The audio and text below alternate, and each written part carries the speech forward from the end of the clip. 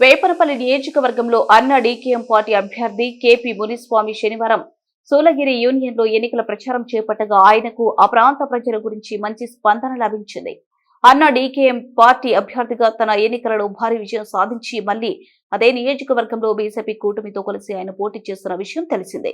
మరి కొద్ది రోజులలో శాసనసభ ఎన్నికలు రానున్న నేపథ్యంలో ఆయన ఎన్నికల ప్రచారం చేపట్టారు. శనివారం చేపట్టిన ఈ ప్రచార కార్యక్రమంలో అన్నా డీఎంకే కూటమి పార్టీలైన బీజేపీ, పీఎంకే, ఏఎండీకే పార్టీ నేతలు, కార్యకర్తలు పాల్గొని ప్రజలను కలుసుకుని మళ్లీ మునిస్వామిని గెలిపించాల్సిందిగా కోరారు.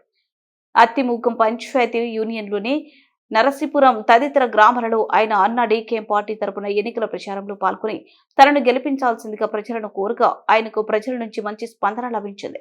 చాలా చోట్ల మహిళలు ఆయనకు హారతలు ఇస్తూ తప్పకుండా ఆయనని గెలిపిస్తామని వాగ్దానం చేశారు. ఈ కార్యక్రమంలో ఆయనతో పాటు డీకేఎం వెస్ట్ జోన్ అన్నా డీకేఎం కార్యదర్శులు బాబు వెంకటాచలం, నారాయణప్ప తదితర ప్రముఖులు పాల్గొన్నారు. இந்த குடியாலம் நீர்த்தேக்க திட்டத்திலிருந்து நம் அனைத்து ஏரிகளுக்கும் நிச்சயமாக தண்ணீர் கொண்டு வந்து நிரப்பப்படும் என்ற வாக்குறுதியை நான் இந்த நேரத்தில் சொல்லப்படுகிறேன்.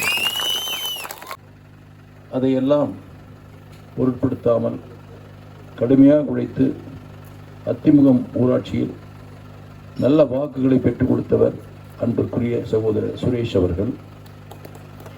அதேபோல இந்த பகுதியினுடைய தேர்தல் களத்திலே